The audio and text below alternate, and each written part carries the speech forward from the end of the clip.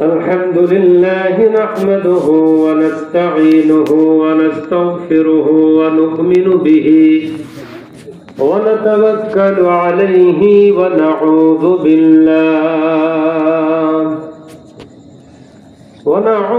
بالله من شرور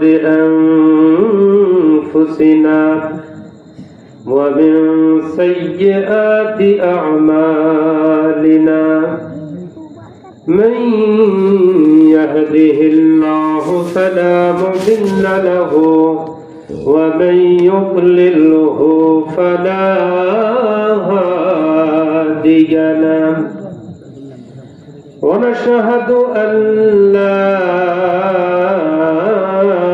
إله إلا الله وحده لا شريك له ونشهد أن سيدنا ونبينا وحبيبنا وشفيعنا ومولانا محمدا عبده ورسوله صلى الله عليه وآله وسلم أما بعد فقد قال الله تعالى في كلامه المجيد وفرقانه الحميد أعوذ بالله من الشيطان الرجيم بسم الله الرحمن الرحيم إن الله وملائكته يصلون على النبي يا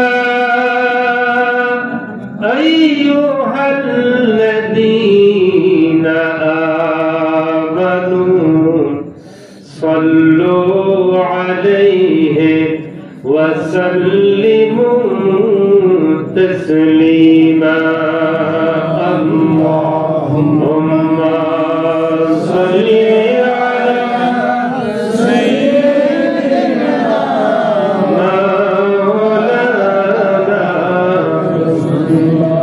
وعلى آل سيدنا مولانا حبيب الله اللهم صل على سيدنا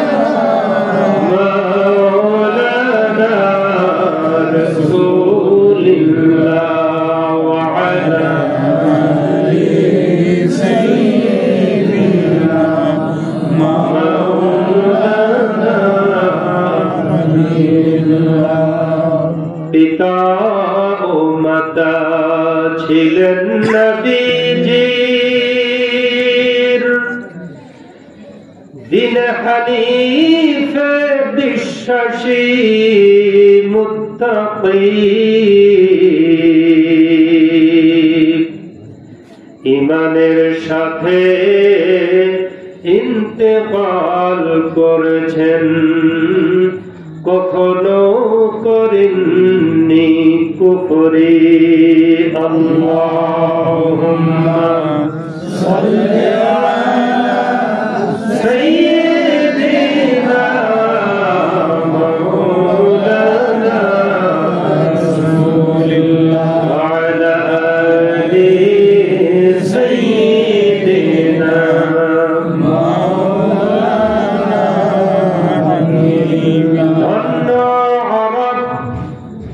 ধন্য মক্কা ধন্য এশিয়া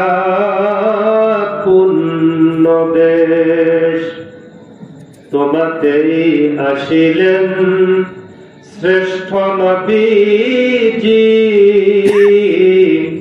তোমাতেই আসিলেন নবীদের শেষ। বলাবল ওলা বিকামালিহি কশফাত দুজা বিজামালিহি حسنت جميع خصاله صلوا عليه وآله। সবাই জোরে সোরে মুহাব্বাতান পাঠ করে নেই সাল্লাল্লাহু আলাইহি ওয়াসাল্লাম। আল্লাহ পাকের মুহাব্বাতান একটু জিকির, লা ইলাহা ইল্লাল্লাহ, লা ইলাহা ইল্লাল্লাহ, লা ইলাহা ইল্লাল্লাহ, লা ইলাহা ইল্লাল্লাহ, লা ইলাহা ইল্লাল্লাহ, লা ইলাহা ইল্লাল্লাহ, লা ইলাহা ইল্লাল্লাহ, সুবহানাল্লাহ, আলহামদুলিল্লাহ, লা ইলাহা ইল্লাল্লাহ, লা ইলাহা ইল্লাল্লাহ, সুবহানাল্লাহ, আলহামদুলিল্লাহ,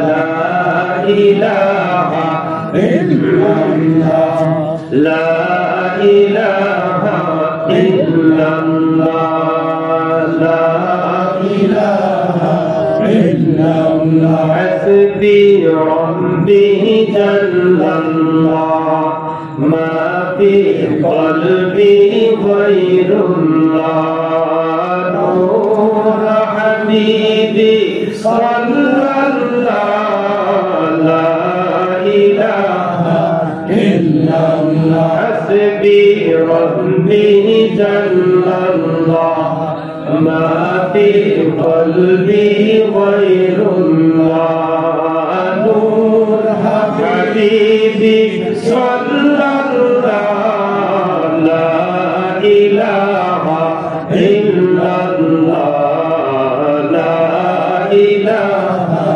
ইল্লাল্লাহ, জোরে হাসবি রাব্বি জাল্লাল্লাহ, মা ফি কলবি গায়রুল্লাহ, নূর মুজাসসাম, নূর মুজাসসাম, নূর মুজাসসাম, সাল্লাল্লাহ, লা ইলাহা ইল্লাল্লাহ, লা ইলাহা ইল্লাল্লাহ, লা ইলাহা ইল্লাল্লাহ, মুহাম্মাদুর রাসূলুল্লাহ সাল্লাল্লাহু আলাইহি ওয়া আলিহি ওয়াসাল্লাম। মুআজ্জাজ মুহতারাম, সম্মানিত হাজিরা, আমরা প্যান্ডেলের দিকে সকলে লক্ষ্য করি, অন্যদিকে কেউ তাকাবেন না, কেউ অতিরিক্ত সাউন্ড করবেন না, সাইলেন্ট থাকুন। গুরুত্বপূর্ণ আলোচনা, আমাকে দু একটি দিক নিয়ে আলোচনা করতে বলা হয়েছে, আমি সেটা শুরু করব। আজকে এই জিকির মাহফিলের তারিখে ইসালে সওয়াবের মাহফিল। আল্লাহ পাকের কিছু বান্দা দুনিয়া থেকে চলে গেছেন, আগে গেছেন, পরে গেছেন, তাদের রূহের মাগফিরাত, নাজাত এবং পরকালের কবরের ভালাইয়ের জন্য আজকের মাহফিল। আল্লাহ পাক রব্বুল আলামিন আমাদেরকে, আপনাদেরকে, এলাকাবাসীকে, এখানে দেখা যাচ্ছে অনেক সুফি মানুষেরাও আছেন, আলেম ওলামা আছেন, হাফেজ কারি আছেন, পরহেজগার মুত্তাকি আছেন, জোরে বলুন মারহাবা। আল্লাহ পাক এমন একটা মাহফিলে সকলকে আসার তৌফিক দিলেন, সুস্থ রাখলেন, বসার সুযোগ করে দিলেন। এজন্য আমরা জোরে সরে পড়ে নেই আলহামদুলিল্লাহ। নবীজি হুজুর পাক সাল্লাল্লাহু আলাইহি সাল্লামের শানে মুহাব্বতে একটু দুরূদ শরীফ সাল্লাল্লাহু আলাইহি ওয়া আলিহি ওয়া সাল্লাম। মুহতারাম, আমরা এখানে এসেছি কার সন্তুষ্টির জন্য? আল্লাহ পাকের সন্তুষ্টির জন্য এবং তৎসঙ্গে নবীজি হুজুরে পাক সাল্লাল্লাহু আলাইহি ওয়াসাল্লাম ওনার সন্তুষ্টির জন্য। আজকে তো পৃথিবীতে কিছু মানুষ আছে শুধু বলে আল্লাহ আর কিছু নাই, বলে নাউযুবিল্লাহ। কিন্তু আসল কথা হচ্ছে ওই আল্লাহ রাব্বুল আলামিন নিজেই বলছেন যে সন্তুষ্টি শুধু আমি আল্লাহর অর্জন করা, তালাশ করা এটা ঠিক হবে না। আমি এবং আমার হাবিবের সন্তুষ্টি একসাথে তোমরা অর্জন করবে, এটাই হচ্ছে আল্লাহ পাকের নির্দেশ। আল্লাহ রাব্বুল আলামিন বলেন, ওয়াল্লাহু ওয়া রাসূলুহু আহাক্কু আন ইউরদুহু ইন কুনতুম মুমিনিন। আল্লাহু আকবার। রব্বুল আলামিন বলছেন, ও দুনিয়ার মানুষেরা শোনো, তোমরা আল্লাহ রব্বুল আলামিন এবং নবীজি হুজুর পাক সাল্লাল্লাহু আলাইহি ওয়াসাল্লাম যিনি শ্রেষ্ঠ রাসূল, ওনার সন্তুষ্টি অর্জন করো যদি তোমরা নিশ্চয়ই অবশ্যই মুমিন মুসলমান দাবি করো। এই দুইজনের সন্তুষ্টি তোমাদের একসাথেই লাগবে। এজন্য ইমানের মূল হচ্ছে এই দুইজনের সন্তুষ্টি। কালিমা শরীফের মধ্যে কয়জনের নাম? পরিকালিমা শরীফ লা ইলাহা ইল্লাল্লাহু মুহাম্মাদুর রাসূলুল্লাহ সাল্লাল্লাহু আলাইহি ওয়াসাল্লাম। আজকে ইসালে সওয়াবের মাহফিল, নবীজি হুজুর পাক সাল্লাল্লাহু আলাইহি ওয়াসাল্লাম সাহাবায়ে কেরামের জন্য দোয়া করেছেন কিনা? করেছেন। দোয়া করেন নাই? করেছেন। করেছেন। দোয়ার মাহফিল করেছেন, যারা যায় দোয়া করেছেন।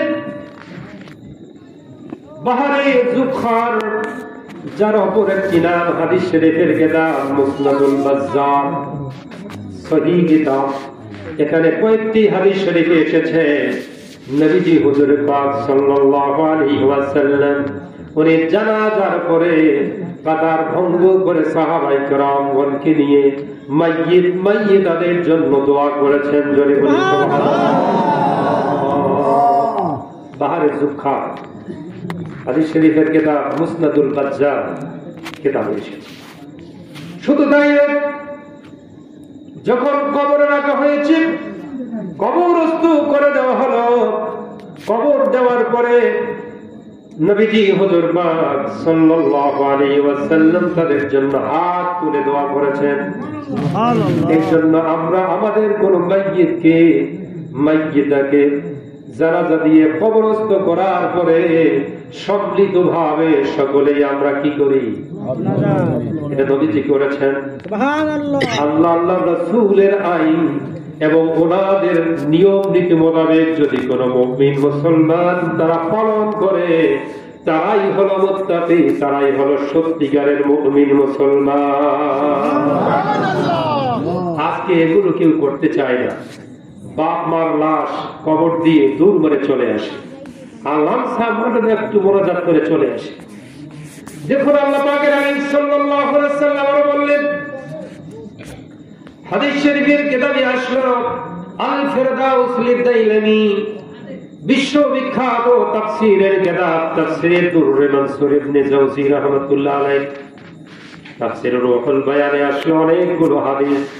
নবীজি শুধুই জানাজা দেওয়ার পরে দোয়া করে শেষ করেন নাই, যখন মাইয়িতের কি হবে কবরে তাদের উদ্ধারের জন্য তালকিন পর্যন্ত দিয়েছেন কবরের উপর থেকে, যাতে এই সাউন্ড শুনে কবরবাসী সওয়ালের জবাব মুনকার নাকিরের সহজভাবে দিতে পারে। এমন কল্যাণকর নবী রাসূল আল্লাহর জমিনে আর দ্বিতীয় দল আসবে না। কিন্তু আজকে ওই নবীকে মহব্বত করতে পারে না, ভালোবাসতে পারে না অনেক মানুষ আছে, আছে না নাই? তাদেরকে অনুসরণ করা যাবে না, তাদের কথা শোনা যাবে না, কোন অবস্থায় তাদেরকে অনুকরণ করা যাবে না। আমরা অনুসরণ করব আল্লাহ রাসূলকে পূর্ণ অনুসরণ করে, যে আল্লাহর অলিগণ দুনিয়াতে প্রেজেন্ট আছেন তাদেরকেই অনুসরণ করব। জোরে বলে ঠিক না দেখি? তাদেরকে অনুসরণ করা লাগবে। যেমন এখানে অধিকাংশ মানুষেরাই দিনাজপুর দরবার শরীফের, নুরিয়া দরবার শরীফের মুরিদ, ঠিক কিনা? এমন অলি মাথা থেকে পা পর্যন্ত, হায়াত থেকে পুরা জীবন সকলেই আল্লাহ রাসূলের পূর্ণ অনুসরণ, মুহাব্বত, সন্তুষ্টির জন্য জীবনকে হায়াত উৎসর্গ করে দিয়েছেন। সুবহানাল্লাহ। তাদেরকে অনুসরণ করা লাগবে, ঠিক কিনা? আমি এখন অন্য একটা দিকে চলে যাব, যেহেতু আমাকে কাজ দিয়ে বলা হয়েছে। বর্তমান পৃথিবীতে আজ থেকে 30-40 বছর আগ থেকে আমরা যখন ছোট ছোট তখনও দেখেছি মানুষের সাথে পাড়া প্রতিবেশী একজনের সাথে বড় ছোট সকলের মধ্যে স্নেহ, ভালোবাসা, শ্রদ্ধা ভরপুর ছিল, ঠিক কিনা? আজকে কি আছে? শুধু মারামারি, কাটাকাটি, গুতাগুতি, খোঁচাখুচি, একজনকে আরেকজন কিভাবে অন্যায় ভাবে দোষারোপ করবে, একজন আরেকজন কিভাবে তার মান ইজ্জতকে ধুলায় লুণ্ঠিত করে দিবে, এই চিন্তা এখন সমাজে রাজনীতি ঢুকেছে। জোরে বলে ঠিক কিনা? আসুন আল্লাহ পাক কি বলছেন আজকে কোরআন শরীফ থেকেই কিছু আয়াত শরীফ এবং তার সংক্ষিপ্ত তাফসীর নিয়ে আলোচনা করে আমি শেষ করব। এই আলোচনাগুলো সাধারণত আজকে সমাজ গঠনের জন্য হয় না, এই আলোচনা আমার বানানো না, কোরআন শরীফ থেকে আসতেছে। আল্লাহ রাব্বুল আলামিন বলেছেন, লাইসাল বিররা আন তুওয়াল্লু ওয়াজুহাকুম কিবালাল মাশরিকি ওয়াল মাগরিবি ওয়ালাকিন্না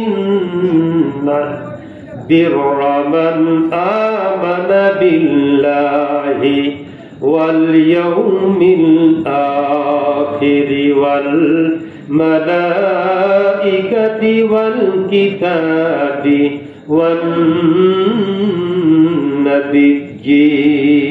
নাবিয়্যিন ওয়া আতাল মালা আলা হুব্বিহি যাওয়িল কুরবা ওয়াল ইয়াতামা ওয়াল মাসাকিন ওয়া ইবনাস সাবিল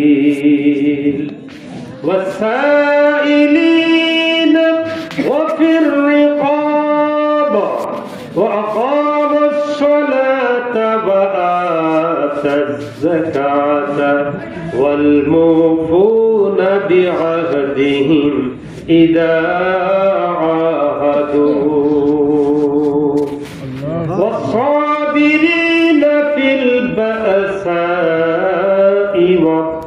والضراء وحين البأس أولئك الذين صدقوا وأولئك هم المتقون.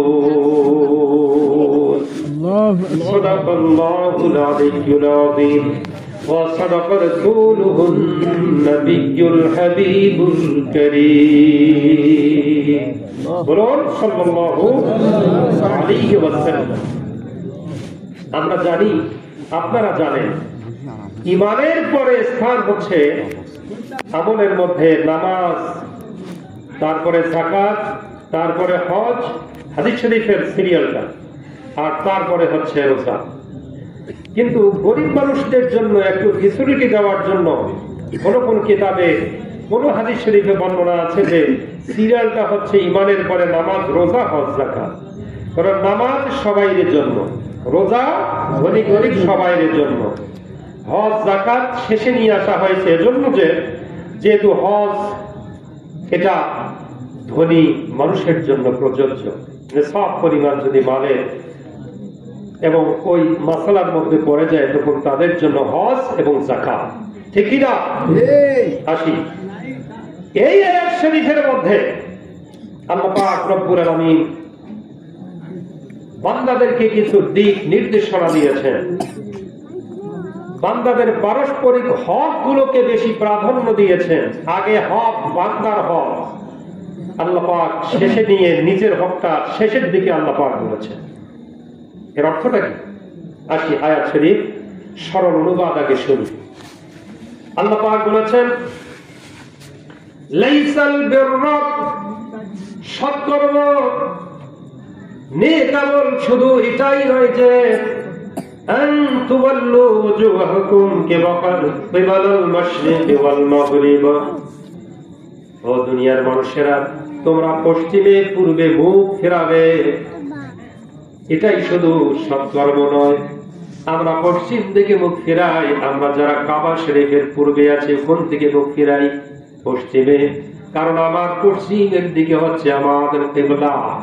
পশ্চিমে কি আল্লাহ পাক এগুলো বলছেন যে সৎকর্ম সে শুধু, আর যারা পশ্চিমে আছে তাদের কিবলা কোন দিকে?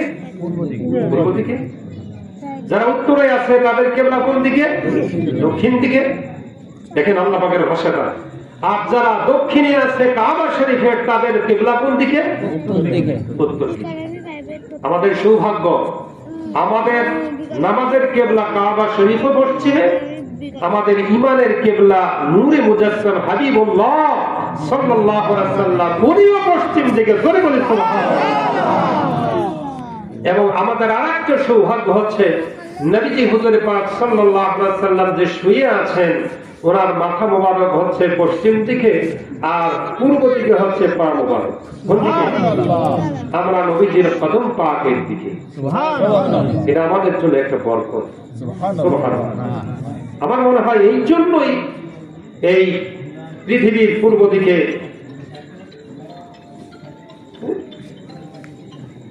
আল্লাহ পাক রব্বুল আলামিন ওলি আল্লাহদের আনাগোনা আশিক রাসূলের সংখ্যা বেশি বাড়িয়ে দিয়েছেন। সুবহানাল্লাহ। এশিয়া মহাদেশ, দক্ষিণ এশিয়া, পাকিস্তান, বাংলাদেশ, এই দিকের লোকগুলো বেশি আশিক রাসূল কদম পাকের দিকে ফয়েজ পাচ্ছে জন্যই। জোরে বলি সুবহানাল্লাহ। আসি আলোচনায়। আল্লাহ পাক রব্বুল আলামিন বলছেন, সারা পৃথিবীর মানুষ কাবার দিকে মুখ ফিরাচ্ছে, নামাজ আদায় করতেছে। শুধু নামাজেই তোমাদের জন্য সৎকর্ম নয়, তোমাদের সৎকর্ম আরো কিছু আছে যেগুলো যদি ঠিকঠাক মতো আদায় করো নামাজটা তোমাদের কবুল হয়ে যাবে। জোরে বলি সুবহানাল্লাহ। শুধু নামাজ বলতে কি এটা সৎকর্ম নয়। তাহলে সৎকর্ম কি কি? সিরিয়াল দিচ্ছেন আল্লাহ পাক। ওয়ালাকিন্নাল বিররা, বরং সৎকর্ম হচ্ছে মান আমানা বিল্লাহি, এক নম্বরে আল্লাহ রাব্বুল আলামিনের প্রতি ঈমান আনতে হবে। এক একটা দুরূদ করে আল্লাহুম্মা সাল্লি আলা সাইয়্যিদিনা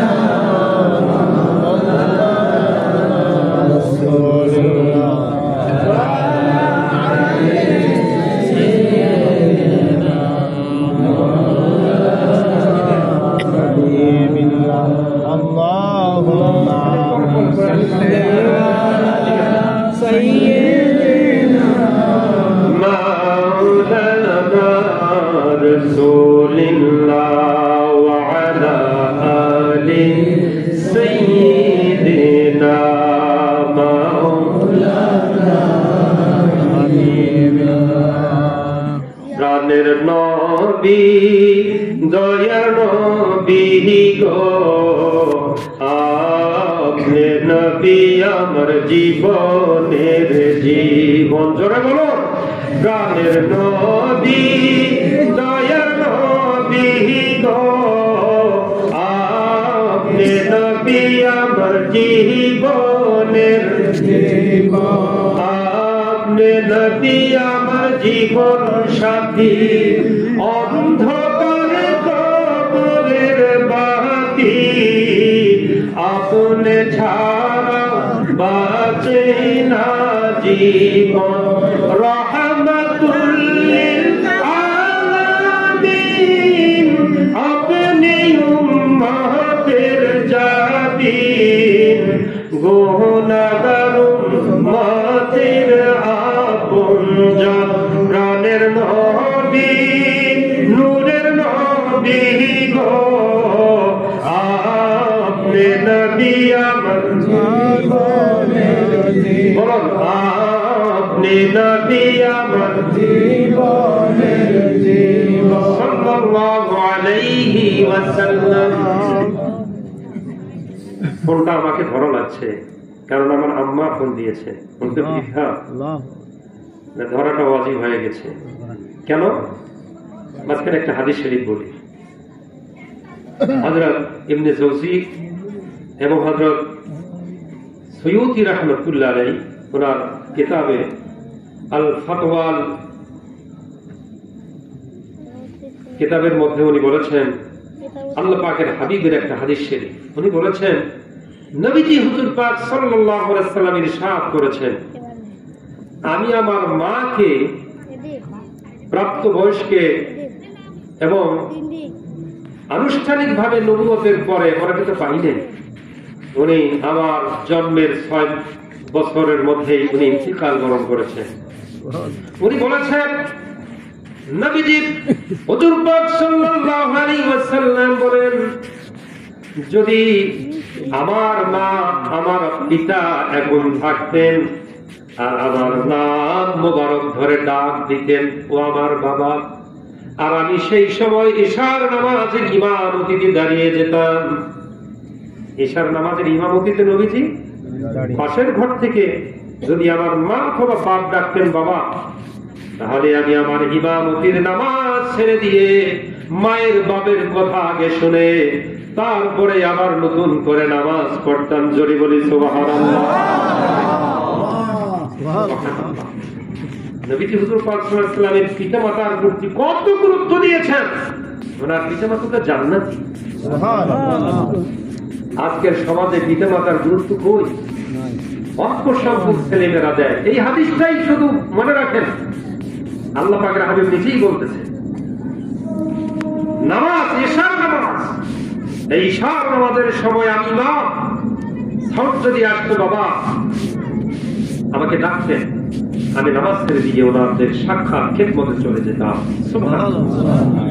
আসুন পিতা মাতাদের খেদমত, ওনাদের গুরুত্ব, ওনাদের সাথে সদ্ব্যবহার, ওনাদের চাওয়া পাওয়া এটা পূরণ করার জন্য সমস্ত সন্তানেরা ছেলে মেয়েরা সবাই এক মত হয়ে অঙ্গীকারাবদ্ধ হই। আল্লাহ পাক তৌফিক দান করুন বলেন আমিন। আলোচনায় আসি। কি বলতেছিলাম আলোচনা এর আগে? নবীজি হুজুর পাক সাল্লাল্লাহু আলাইহি ওয়াসাল্লামের এই যে নাযিলকৃত আয়াত শরীফ, ওয়ালাকিন্নাল বিররা মান আমানা, যারা ঈমান আনবে আল্লাহ পাক রব্বুল আলামিনের প্রতি, ওয়াল ইয়াউমিল আখিরি, আখিরাতের প্রতি, ওয়াল মালাইকাতি, ফেরেশতাগণের প্রতি, ওয়াল কিতাব, আসমানি কিতাবের প্রতি, ওয়ান নবিয়্যিন, সমস্ত নবী রাসূল আলাইহিস সালাম ওনাদের প্রতি তোমরা 1 নম্বরে তোমাদের দায়িত্ব হলো ঈমান আনবে। 1 নম্বর কি? ঈমান আনবে। এখন ঈমানের পরে আপনারা বলতে পারেন, দুনিয়ার মুফাসসিররা বলতে পারে এরপরে তো নামাজের কথা আসবে, কিন্তু আল্লাহ বললেন না। প্রকৃত সৎকর্ম হলো, প্রকৃত নেক কাজ হলো এই কাজগুলো ঈমানের শাখাগুলোর পরে ঈমান আনার পরে ওয়া আতাল মালা আলা হুব্বিহি যাবিল কুরবা, তোমরা দিয়ে দাও তোমরা দান করো, তোমরা সুযোগ সুবিধা দেখো। তোমাদের যারা পাড়া প্রতিবেশী আছে, বাড়ির চতুর্দিকে 40 ঘর, তাফসীরে এসেছে 40 ঘর, এই যে অবস্থা, তোমাদের প্রতিবেশী যারা, তাদের জন্য তোমাদের মাল খরচ করো। জোরে বলি সুবহানাল্লাহ। তার মানে কি? আপনি মুরগির গোশত খেয়ে রাতের বেলা ঘুমায় পড়েছেন, গরুর গোশত দিয়ে ভাত খেয়ে ঘুমায় পড়েছেন, আপনার পাশের বাড়ির কোন বাড়ির মধ্যে তাদের উনানে চুলায় চাল ওঠে নাই, ভাত রান্না করার ব্যবস্থা হয় নাই, তারা কাঁদতেছে, অভাবে আছে, চিন্তায় আছে। ওই খোঁজ খবর নেওয়ার দায়িত্ব আল্লাহ পাক রব্বুল আলামিন প্রত্যেকটা মুমিন মুসলমানকে দিয়েছে। সুবহানাল্লাহ। তোমরা আশেপাশে যারা আছে তাদের খবরটা নাও। তারা যদি গুনাহগার হয়, তারা যদি বিধর্মীয় হয়, অথবা তারা যদি অন্যান্য বদামল হয়, আপনি তাদের খোঁজ খবর নেন, একটু সুবিধা, টাকা পয়সা বেশি আছে, কিছু দেন, তাদের জন্য হাসি ফুটান। তখন এই মহানুভবতার কারণে তারা এমনি ঈমান আনবে, অথবা যারা নেককার নয় তারা আস্তে আস্তে করে নেককার হয়ে যাবে। জোরে বলি সুবহানাল্লাহ। তাহলে প্রতিবেশীর হক, প্রকৃত সৎকর্ম হচ্ছে 1 নম্বরে প্রতিবেশীর হক। সুবহানাল্লাহ। ঈমানের পরে 1 নম্বর হচ্ছে প্রতিবেশীর হক। আল্লাহ পাক রব্বুল আলামিন এর পরে বলেন, ওয়াল ইয়াতামা, যারা ইয়াতীম আছে, প্রতিবেশী হক, দূর দূরান্তের ইয়াতীম, ওই ইয়াতীম তাদের পিতা নাই, মা নাই, অথবা তারা নিঃস্ব হয়ে পড়েছে, তাদের জন্য সাহায্যের হাত তোমরা আগিয়ে দাও। ইয়াতীম লেখাপড়ার জন্য বই কিনতে পারতেছে না, পোশাক পরতে পারতেছে না, তাদের জন্য সাহায্যের হাত বাড়িয়ে দাও। আল্লাহ রাব্বুল আলামিন তোমাদের এটা সদকায়ে জারিয়া হিসেবে গ্রহণ করবে। ওয়াল মাসাকিন, যারা মিসকিন, যাদের আয়ের চেয়ে ব্যয় বেশি, মিসকিন, অনেক অসহায় অবস্থায় আছে, তাদেরকেও তোমরা দেখো। তোমাদের প্রতিবেশী যারা আছে, আত্মীয় স্বজনের মধ্যে যারা আছে, কোটি কোটি মানুষ দূর দেশ থেকে আপনার এলাকায় সফর করতে এসেছেন, এসে তার সম্পদ নষ্ট হয়ে গেছে, অথবা চোরে চুরি করেছে, ডাকাত অথবা ছিনতাইকারী জোর করে নিয়েছে। এখন কোটিপতি হওয়ার পরেও এই আপনার এলাকায় এসে ওই লোকটা সম্ভ্রান্ত মানুষ, তো ফকির হয়ে গেছে, ঠিক কিনা? পকেটে টাকা নেই, ব্যাগে টাকা নেই। তখন আল্লাহ পাক রব্বুল আলামিন বলছেন, তুমি যে আছো, তোমার এখন প্রতিবেশী হচ্ছে ওই মুসাফির মানুষ, তাকে তোমার যে সাধ্য সামর্থ্য অনুযায়ী সাহায্য সহযোগিতা করা। সুবহানাল্লাহ। আল্লাহ রাব্বুল আলামিন এরপরে বলেন, ওয়াসাইলিন, সর্বশেষ সাইল। সাইল মানে আমরা যাদেরকে বলি ফকির, তাদের কি বলি? ফকির। ফকিরদেরকে কোরআন শরীফের ভাষায় বলা হয়েছে সাইলিন, যারা সওয়াল করে। দূর দেশ থেকে এসেছে, আপনি জানেন না ওই লোকটা আসলে ফকির কিনা।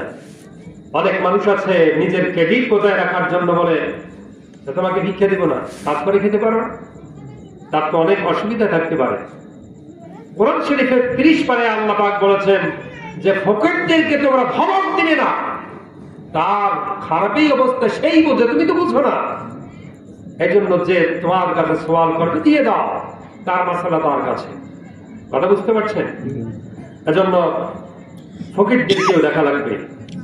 ওয়াফির রিকাব, ঋণগ্রস্ত মানুষ যারা আছে, কিন্তু আজকে সমাজের অবস্থা হলো কেউ কোটিপতি, কেউ লাখপতি, অনেক সম্পদের মালিক, পাশের কেউ যদি ঋণগ্রস্ত হয়, ঋণের ভারে জর্জরিত হওয়ার কারণে কোন ধনের কাছে আসলো, আমাকে ঋণ দেন, ওই ঋণের জন্য সে এমন কিছু শর্ত আরোপ করে, ওই শর্তের কারণে দেখা যায় নিজের বাড়ি, নিজের জমি পর্যন্ত ওই ধনী মানুষের হাতে তুলে দিতে হয়। কি হয় না? আল্লাহ পাক বলতেছেন এরা করা যাবে না। ঋণগ্রস্ত ব্যক্তিদেরকে তোমরা কর্জ দাও, তাদেরকে অতিরিক্ত কোনো কষ্ট দিবে না, তাদের কোনো সম্পদ হরণ করবে না, তাদের বাড়ি, তাদের সম্পদ অথবা তাদের কোনো গাড়ি, এটাকে তুমি বন্ধক রেখে আটকায় রেখে তাকে আরো বেশি অসহায়ত্বের মধ্যে ফেলে রাখতে পারবে না। আল্লাহ পাক রব্বুল আলামিন খোলাখুলি বলে এই আয়াত শরীফে, কোরআন শরীফে বলে দিয়েছেন। সূরা বাকারা 177 নম্বর আয়াত, দ্বিতীয় পারা 5 পৃষ্ঠা, এখানে এই আয়াত শরীফটা এসেছে। ওয়াসাবিরিন, আল্লাহ রাব্বুল আলামিন বলেন অনেকগুলো প্রতিবেশীর হক, দুনিয়ার মানুষের হক, মিসকিন গরিবের হক বর্ণনা করার পরে আল্লাহ পাক শেষের দিকে আসে বলতেছেন নেক কর্মের সিরিয়ালের মধ্যে এরপরে আসতেছে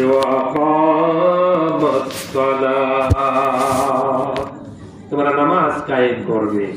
সুবহানাল্লাহ, নামাজ কায়েম করবে।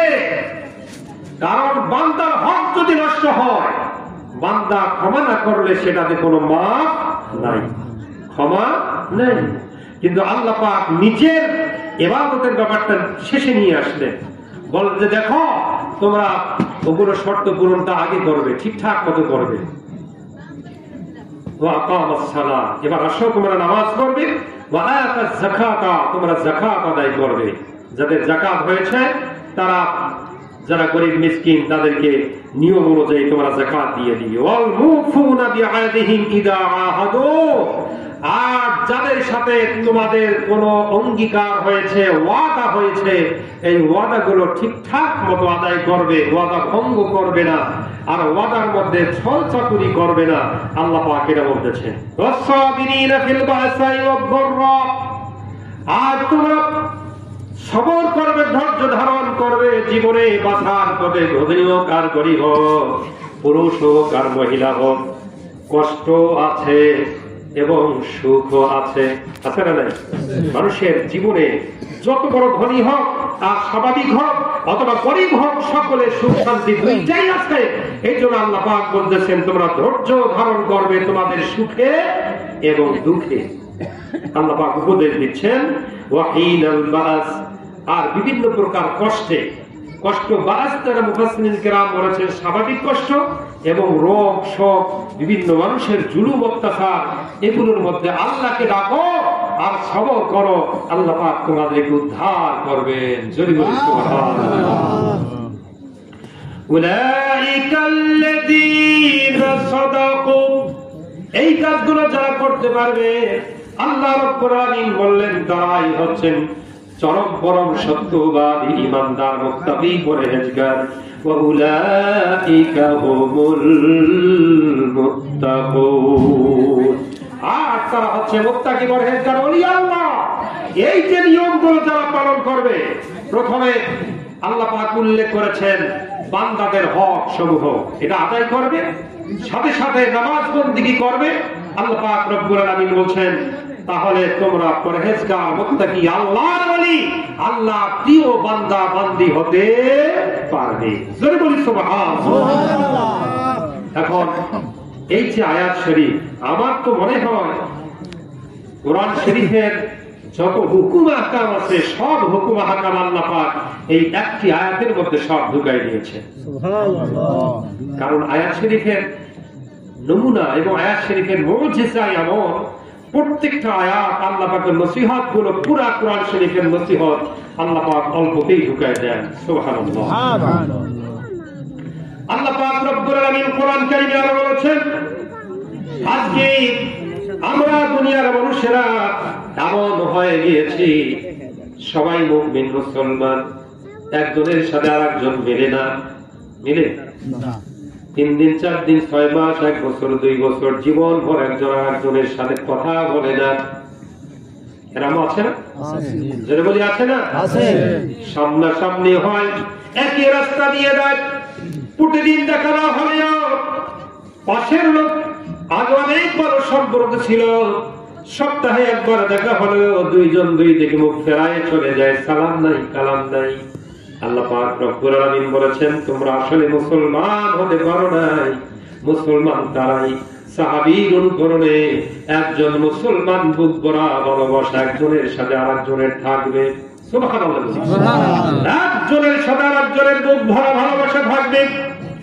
সামনে পাইলে সালাম কালাম হবে, ভাই অথবা চাচা অথবা ভাতিজা ভালো আছেন নাকি, ভালো আছি আলহামদুলিল্লাহ, এগুলো অনুসরণ করবে, তাহলে ওই লোকটা পরিপূর্ণ মুমিন মুসলমান হতে পেরেছে। ও ব্যাপারে দলিল কোরআন শরীফ থেকে আমি বলছি, আজকে পুরো আলোচনাগুলো করব। সাহাবায়ে কেরামকে অনুসরণ করা লাগবে আমাদেরকে। কাদেরকে? যারা বলেন সাহাবায়ে কেরাম রাদিয়াল্লাহু আনহু, ওনাদেরকে অনুসরণ করা লাগবে। কারণ আল্লাহ পাকের হাবিব কোরআন শরীফ নিয়ে এসেছেন, হাদিস শরীফ নিয়ে এসেছেন, সুন্নাহ নিয়ে এসেছেন, আদর্শ নিয়ে এসেছেন, ওটা পরিপূর্ণ চোখ দিয়ে দেখেছেন আর জীবন ভর আমল করেছেন একমাত্র সাহাবায়ে কেরাম। সুবহানাল্লাহ। তাই অনুসরণ করতে হবে ওনাদেরকে, ঠিক কি না? এই যে আমরা নাতে রাসূল সাল্লাল্লাহু আলাইহি ওয়াসাল্লাম শুনলাম সুন্নিয়তের কথা। সুন্নিয়তের যে অনুসরণ, সুন্নিয়তের যে সংজ্ঞা, সুন্নাত, আমরা যে আহলে সুন্নাহ, আমরা যে আহলুন নাজি, আমরা যে জান্নাতি দল, এটার সংজ্ঞা পরিচিতি হচ্ছে একটা হাদিস শরীফের একটা অংশ, মা আনা আলাইহি ওয়া আসহাবি। আল্লাহ পাকের হাবিব সাল্লাল্লাহু আলাইহি ওয়াসাল্লাম বলেছেন, আমার সাহাবী, আমার উম্মতগণ কিয়ামত পর্যন্ত যারা থাকবে, তোমরা শোনো, তোমরা আহলে সুন্নাত ওয়াল জামাত দাবি করতে পারবে, মা আনা আলাইহি ওয়া আসহাবি, আমি নবী সাল্লাল্লাহু আলাইহি ওয়াসাল্লাম বলেন, নবীজি বলতেছেন, আর আমার সাহাবী ওনারা যেই মত পথে ছিলেন, এই মত পথ অনুসরণ করলে তাহলে তোমরা আহলে সুন্নাত ওয়াল জামাআহ। সুবহানাল্লাহ। আজকে অনেকেই সাহাবায়ে কেরামকে দোষারোপ করে। আসহাবে রাসূল সাল্লাল্লাহু আলাইহি ওয়াসাল্লাম মিয়ারে হক, সত্যের মাপকাঠি, ইমানের মাপকাঠি, আমলের মাপকাঠি, এই পৃথিবীতে ইসলামী শাসন প্রতিষ্ঠার মাপকাঠি হযরত সাহাবায়ে কেরাম রাদিয়াল্লাহু তাআলা আনহুম। কিন্তু আজকে কিছু কিছু লোক বলে সাহাবায়ে কেরাম মিয়ারে হক নেহি হ্যায়, সাহাবায়ে কেরাম সত্যের মাপকাঠি নয়, ওনারা অনেক ভুল ত্রুটি করেছেন। জোরে বলে আলহামদুলিল্লাহ। তাদেরকে অনুসরণ করা যাবে না। সাহাবায়ে কেরামকে অনুসরণ করেন। একজন সাহাবী আর একজন সাহাবী, পর্দার ব্যাপারে সম্পর্কে একটু বলা দরকার। সাহাবী কাকে বলে? আল্লাহ পাকের হাবিব সাল্লাল্লাহু আলাইহি ওয়াসাল্লাম উনি নিজেই বলেছেন, আল্লাহ পাক আয়াত শরীফ নাযিল করেছেন। দেখুন, অনেকে আজকে আল্লাহর কুদরত এর জন্য মানুষকে দাওয়াত দিয়ে বলে, যদি কুদরত দেখতে চান অমুক বেগানা মহিলার দিকে দেখান, আল্লাহ পাক কত সুন্দর করে বানিয়েছেন, বলেন নাউযুবিল্লাহ। এটা বলা যাবে? বেগানা নারীকে দেখা কি আল্লাহর কুদরত? এটা কি প্রশংসা আল্লাহ? এটা হচ্ছে চরম হক, নাজায়েজ কুফরি। আল্লাহ রাব্বুল আলামিন কোরআন শরীফে সূরা নূরে 30 নম্বর আয়াতে, যেহেতু বর্তমানে বাংলাদেশে এই কথাগুলো ভাইরাল হয়ে পড়েছে, অনেকে আল্লাহর কুদরতের দাবি করে ওরা হারাম না জায়েজের মধ্যে জড়িত হয়ে যাচ্ছে। ওদেরকে অনুসরণ করা যাবে না, ভালোবাসা যাবে না। আল্লাহ পাক রব্বুল আলামিন সূরা নূরের 30 নম্বর আয়াতে আল্লাহ পাক বলেছেন, কুল লিল মুমিনিনা ইয়াকুদ্দু মিন আবসারিহিম ইলা আখিরিল আয়াত। যেটা আরো কথা বলা লাগবে, সংক্ষিপ্ত করছি। হে আমার হাবিব, দুনিয়ার সমস্ত মুমিন পুরুষদেরকে বলো, তারা যেন বেগানা নারী থেকে নিজের চক্ষুকে সম্বরণ করে। কোন দোহাই দিয়ে, আল্লাহর কুদরতের দোহাই দিয়ে কোন সুন্দর যুবতী অথবা নারীকে দেখবে আর বলবে যে আল্লাহ এত সুন্দর বানিয়েছেন, কিন্তু আল্লাহই তো নিষেধ করেছেন, ওকে দেখা যাবে না। যেটা বলেন ঠিক কিনা? কোরআন ছেড়ে করায়। সুতরাং যারা এরকম করছে তাদেরকে অনুসরণ করা যাবে না। অনুসরণ করা লাগবে হক্কানি রব্বানি ওলি আল্লাহদেরকে। ওলি আল্লাহর যারা লোক রয়েছেন, আলেম ওলামা আছেন, ওনাদেরকে অনুসরণ করা লাগবে। ওনাদেরকে দেখতে হবে, ওনাদের কাছে পরামর্শ নিতে হবে, আমি কিভাবে হকের উপরে থাকতে পারবো, এহকাল পরকালে নাজাত পাবো। ওনাদের কাছে আমাদেরকে যে পরামর্শ নিতে হবে। এখানে নুরিয়া দরবার শরীফের এই যে আলেম ওলামা আছেন, তারপরে সুফি দরবেশ আছেন, আমাদের আমির সাহেব আছেন। এই লোকগুলো আল্লাহ পাকের ওলিগণের জন্য ফানা বাখা, ওনাদের জন্য ওনারা জিল কোরবান, জান কোরবান। আল্লাহ পাক রব্বুল আলামিন দুনিয়ার মানুষদেরকে বলছেন, সব দুনিয়ার মানুষেরা তোমরা সাহাবায়ে কেরাম রাদিয়াল্লাহু আনহুমকে অনুসরণ করো। সূরা ফাতহের 29 নম্বর আয়াত, কোরআন শরীফের 29 পারায় না 26 পারায়, কোরআন শরীফের 48 নম্বর সূরা ফাত এর 29 নম্বর আয়াতের মধ্যে আল্লাহ পাক বললেন, আমরা মুমিন মুসলমানদের আচরণ কেমন হবে। আমরা তো আগের আয়াতে শুনেছি আল্লাহ পাক কি বলছেন, এবার আল্লাহ পাক আবার নিজেই বলতেছেন তোমরা কেমন হবে, তোমরা কিভাবে তৈরি করবে নিজেকে, আদর্শটা কি। রব্বুল আলামিন বলছেন সূরা ফাতিহার 29 নম্বর আয়াত 26 পারা, হুয়াল্লাযী আরসালা রাসূলাহু বিল হুদা ওয়া দীনিল হক লিইয়ুযহিরাহু আলাদ দীনি কুল্লিহি ওয়া কাফা বিল্লাহি শাহীদা। আল্লাহু আকবার। রব্বুল আলামিন বলছেন, দুনিয়ার মানুষ দেখো, শোনো, তিনি সেই আল্লাহ রব্বুল আলামিন যারা শ্রেষ্ঠ রাসূলকে প্রেরণ করেছেন দুনিয়ায় হেদায়েত পত্রিকা নিয়ে, হেদায়েত নিয়ে, কোরআন শরীফ পাঠিয়ে, হাদিস শরীফ দিয়ে, ওনার আদর্শ দিয়ে পাঠিয়েছেন। ওয়া দীনিল হক, এবং হক সত্য জীবন ব্যবস্থা নিয়ে ওনাকে দুনিয়াতে পাঠিয়েছেন। কেন? লিইয়ুযহিরাহু আলাদ দীনি কুল্লিহি,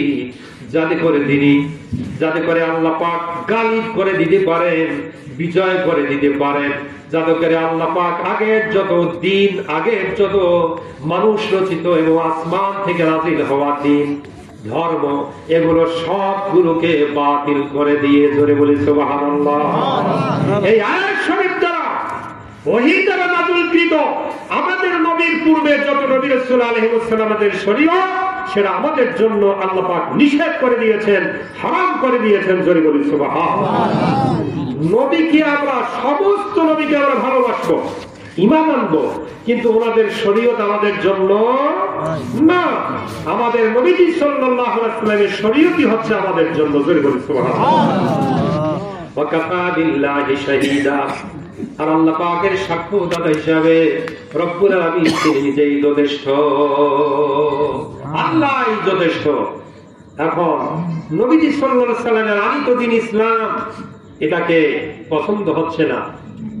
আমরা কিছু জিনিস অর্জন করার জন্য দুনিয়ার মানুষেরা একটা শ্রেণী, শুধু একটা না, অনেক শ্রেণী, তারা যাচ্ছেন মূর্তির কাছে ওম শান্তি বলার জন্য, যাতে করে সামনে কিছু টাকা পয়সা পান, গদি টদি পান।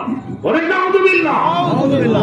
যদি ওদেরকে যে এরকম ভাবে সম্মানিত জজ করা হয়, কোন মুমিন মুসলমানের জন্য, শুধু বাংলাদেশ নয়, সারা পৃথিবী মুমিন মুসলমানদের জন্য জায়েজ নাই।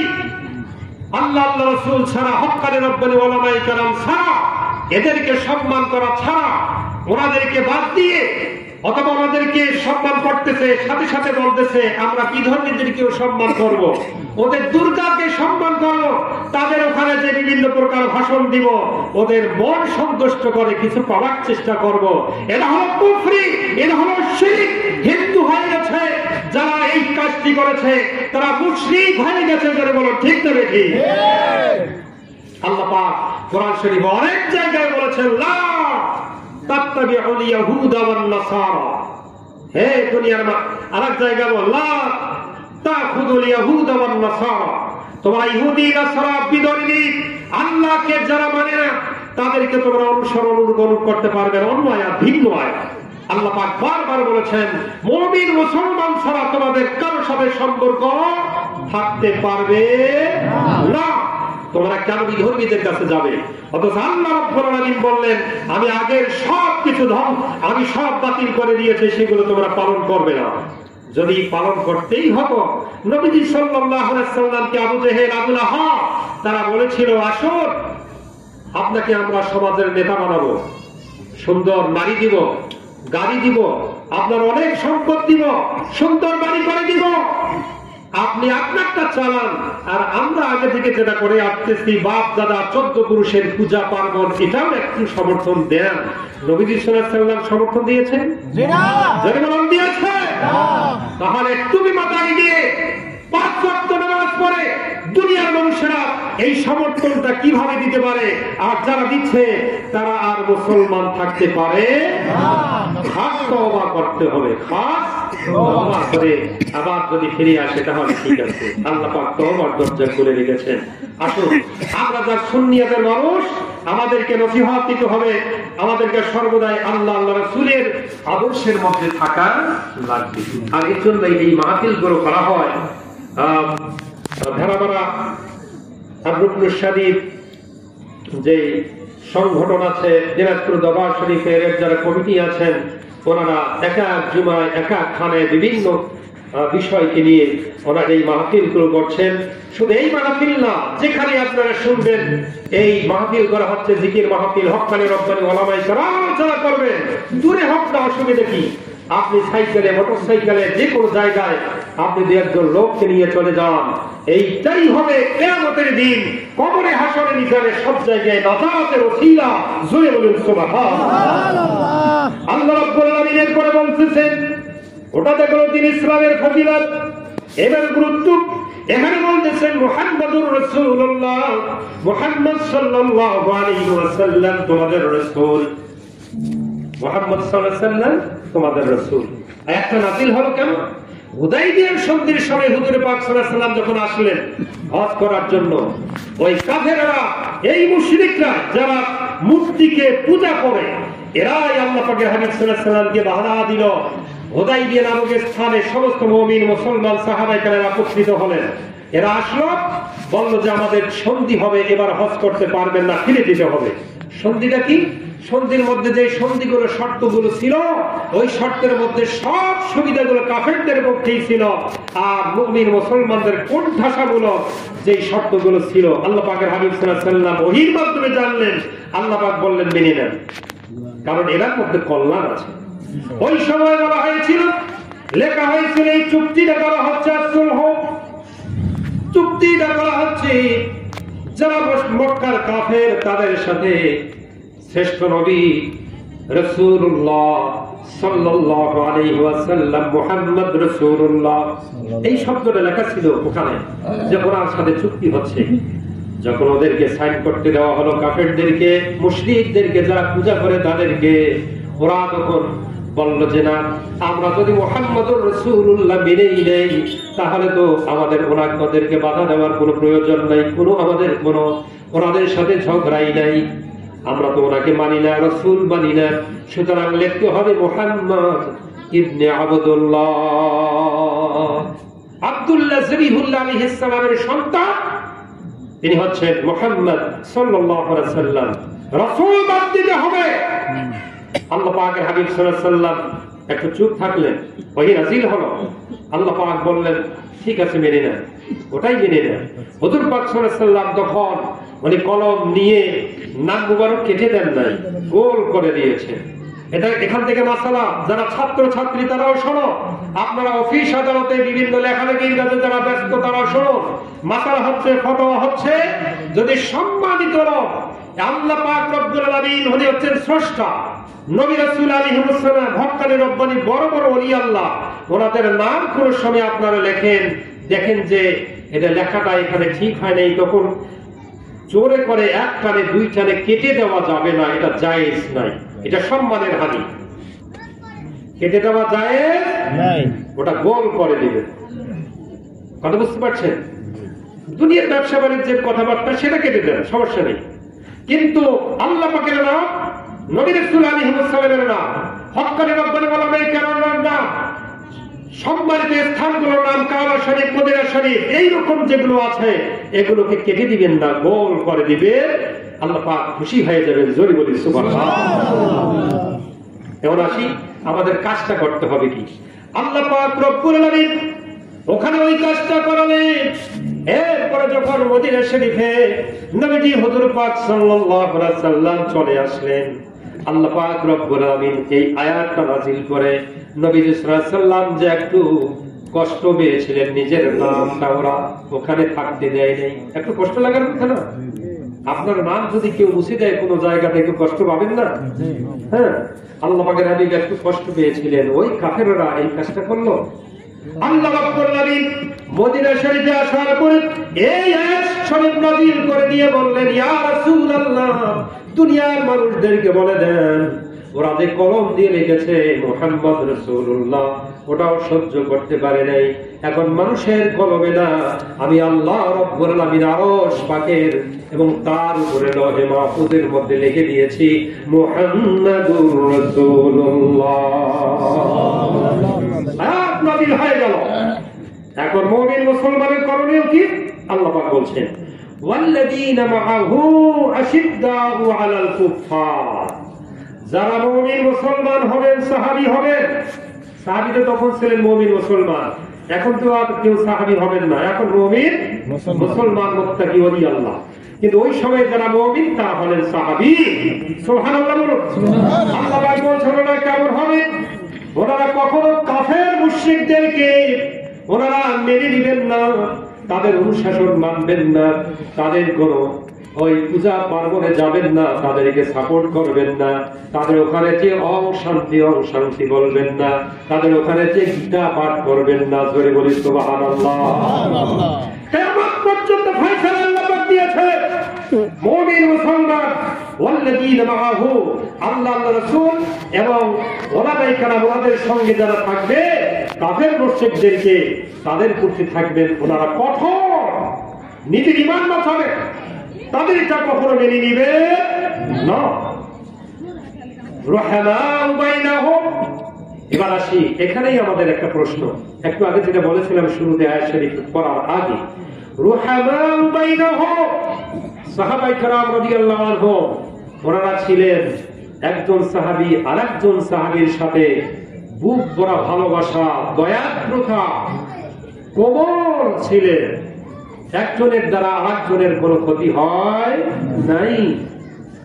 কিন্তু আজকে মুমিন মুসলমান আব্দুল্লাহ, আব্দুর রহমান, আব্দুল করিম, আব্দুল লতিফ, সবাই নাম আব্দুল্লাহ, আল্লাহর বান্দা, কিন্তু একজনের সাথে আরেকজনের ঝগড়া, একজনের সাথে আরেকজনের জমি নিয়ে, ব্যবসা নিয়ে, বিভিন্ন কিছু নিয়ে মারামারি কাটাকাটি, কথা নাই বার্তা নাই চলতেছে। পিতা থেকে যেই কন্দল, এই কন্দল পুত্রের মধ্যে এসে ওটা চলতেছে পুত্র পর্যন্ত। সারা জীবন ওই ফ্যামিলির সাথে যুক্ত নাই, কারণ তাদের পারস্পরিক যে কোনো একটা কন্দলের কারণে আল্লাহ পাক বলতেছেন এটা তো হয় না। তোমরা মুমিন মুসলমান সাহাবীকে অনুসরণ করবে, তোমরা মুমিন মুসলমান সাহাবীর মতো তোমাদের কন্দলগুলো ভুলে গিয়ে বুক ভরে একজনের সাথে আরেকজন ভালোবাসায় আলিঙ্গন করবে। জোরে বলি সুবহানাল্লাহ। আজকে যদি কোরআন শরীফের আয়াত অনুযায়ী আপনি মুসলমানের লিস্ট করতে চান, সমাজে একজনও টিকবে না। জোরে বলে ঠিক কিনা? তাই ভালো হয়ে যাই আমরা, দুনিয়ার মুসলমান, সমাজের মুমিন মুসলমান, পাড়া প্রতিবেশী ভালো হয়ে যায়। একজনের সাথে আরেকজনের সম্পর্ক, সুসম্পর্ক, এটা গরিব মনে করবেন যে আপনার আমাকে কষ্ট দিয়েছে, আমি কি ছাড়বো নাকি? কিন্তু আল্লাহ পাক রব্বুল আলামিন তো ক্ষতির পরিবর্তে ক্ষতি দিয়ে প্রতিদান দিতে বলেন নাই। হাল জাযাউল ইহসানি ইল্লাল ইহসান। বলা হয়েছে ইহসান, কেউ কারো উপকার করবে তার ভালো দিয়েই উপকারটা করা লাগবে। কেউ কারো যে খারাপ করে তাকে ভালো দিয়েই তার উপকার করবে, তার সাথে সম্পর্ক রাখবে। এই মহানুভবতা দেখে ওই লোকটা নিজেও ভালো হবে যে আমি তাকে এত কষ্ট দিচ্ছি, কিন্তু লোকটা তারপরে আমার সাথে সম্পর্ক রাখে, তখন দেখবেন আপনার কাছে মাপ চেয়েছে, ও ভালো হয়ে গিয়েছে। তাই আজকে আলোচনা যদি সমাজ নিয়ে, পাড়া প্রতিবেশী নিয়ে, কিন্তু আলোচনা ইসলামের ব্যাপক আলোচনা। রুহামাউ বাইনাহুম থাকা লাগবে। কেন একজনের সাথে আরেকজন কথা বলবেন না? কেন দেখা হলেও আরেকদিকে মুখ করে চলে যাবেন, সালাম কালাম হবে না? কেন হবে না? অথচ ইসলামের শর্ত, কোরআন শরীফের শর্ত, সাহাবীকে অনুসরণ করো। একজন মুমিন আরেকজন মুসলমানের সাথে হিংসা, বিদ্বেষ, মারামারি, কাটাকাটি, শত্রুতা, দুশমনি, এটা কিচ্ছুই থাকা যাবে না। যদি থাকে তাহলে আপনি নিজেই মনে করবেন আমি এখনো খাঁটি মুমিন মুসলমান হতে পারি। আল্লাহ রাব্বুল আলামিন বলেন এরপরে শরত, এগুলো হচ্ছে পারস্পরিক সম্পর্কের ব্যাপার। তারপরে আসতেছে নামাজের কথা, এখানে তারপরে আসতেছে নামাজের কথা, সিজদার কথা। চিন্তা করছেন আল্লাহ পাক কি চান? আল্লাহ পাক বান্দাকে দুনিয়ার মধ্যে পাঠিয়েছেন, আল্লাহ পাক চান একজন বান্দা একজনের সাথে ফাড়াফাড়ি মারামারি করবে, তবে সম্প্রীতির সাথে ভালোবেসে মসজিদ ভর্তি হয়ে তারা আমার কাঁধে কাঁধ মিলিয়ে এক কাতারে নামাজ আদায় করবে। আল্লাহ পাক এটাই চান। এই জন্য আল্লাহ পাক সমাজ গঠনের কথাগুলো আগে বলেছেন, এরপরে বলছেন যে এবার নামাজ পড়। সুবহানাল্লাহ। আল্লাহ রাব্বুল আলামিন এখানে বলছেন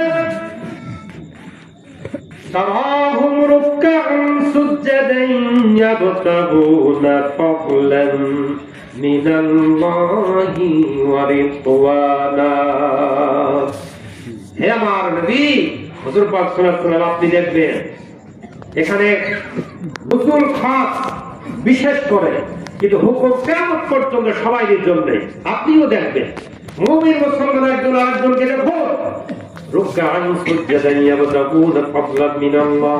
সাহাবায়ে কেরাম রাদিয়াল্লাহু আনহুম রুকু সিজদার মাধ্যমে আল্লাহ রাব্বুল আলামিনের সন্তুষ্টির জন্য সদা সর্বদাই ব্যস্ত থেকেছেন। আমরা হচ্ছি সাহাবীকে অনুসরণ করব। আল্লাহ পাকের হাবিব বলেছেন তাহলে সুন্নি। শর্ত কি সুন্নি হওয়ার জন্য? আল্লাহ পাকের হাবিব এবং সাহাবীকে অনুসরণ করা লাগবে, তাহলে সুন্নি। না হলে সুন্নি দাবি এটা এমনি মিথ্যা। ধরে বলুন নাউযুবিল্লাহ। আল্লাহ রাব্বুল আলামিন বলেছেন সব তোমাদেরকে দেখলে দুনিয়ার মানুষেরা যেন মনে হয় আল্লাহর সন্তুষ্টির জন্য তারা রুকু সিজদা করতেছে, তাদের কপালের মধ্যে নামাজের দাগ পড়ে গিয়েছে, তারপরে কন্টিনিউ ভালো একজন নামাজি কাদা করবে না নামাজ। যারা পুরুষ মসজিদে যাবে আর মহিলাদের জন্য মসজিদে নামাজ পড়তে যাওয়া হারাম, যাওয়া যাবে না। গোপন প্রকোষ্ঠে, যে গোপন প্রকোষ্ঠে কোন পুরুষ বাইরের পুরুষ দেখতে পায় না, সেই ঘরেই মহিলারা নামাজ পড়বে। এটা হাদিস শরীফে আল্লাহ পাকের হাবিব বলেছেন। ওলামায়ে কেরাম একসঙ্গে ইজমা ঐক্যমতের সাথে সেটা গ্রহণ করেছেন। যদি বলি সুবহানাল্লাহ। আল্লাহ পাক রব্বুল আলামিন বলেন মুমিন মুসলমান তোমরা নামাজ আদায় করবে, রুকু করবে, সিজদা করবে, তোমাদের কপালে যেন সিজদার নূর পাওয়া যায়, সিজদার নূরটা দেখা যায়। যারা মনে করেন আপনি তাহাজ্জুদ পড়ছেন, 5 ওয়াক্ত নামাজ নিয়মিত পড়ছেন, কালো মানুষ হলেও ওই লোকটাকে দেখলেই একটু ভালো লাগে। এই লোকটার চেহারাটা যদিও কালো, কিন্তু একটা নূর নূর ভাব। জোরে বলি সুবহানাল্লাহ। নূর নূর ভাব, এটাই হলো রুকআন সুজদান ইয়াবতাগুনা ফাদলান মিন রিদওয়ানা। এরপরে আল্লাহ পাক বলেন সীমাহুম ফি উজুহিহিম মিন আসারিস সুজুদ। যারা খাঁটি মুমিন মুসলমান সাহাবী অনুসরণে তারা হবে কেমন? আপনারা দেখবেন তার কপালের মধ্যে সিজদার চিহ্ন। সুবহানাল্লাহ। ওই যে কপাল ঘষে কালো করা, এটা কিন্তু জায়েজ না। কপালটা ঠিকঠাক মতো রাখাই ভালো। কপাল ঘষে কালো করবে, মানুষ দেখবে যে খুব রূপ সিজদা করে, এটা হবে রিয়া। কি হবে? রিয়া। রিয়া দেখার নামাজ। হ্যাঁ, কালো যদি এমনি কালো হয়ে যায় হোক না, সমস্যা নাই, সেটা রিয়া না। কিন্তু মানুষকে দেখানোর জন্য হয়, সেটা হচ্ছে রিয়া। সবাই বললেন মুসাল্লি, যারা মুসল্লি, 2 শ্রেণীর মুসল্লি তারা জাহান্নামে যাবে।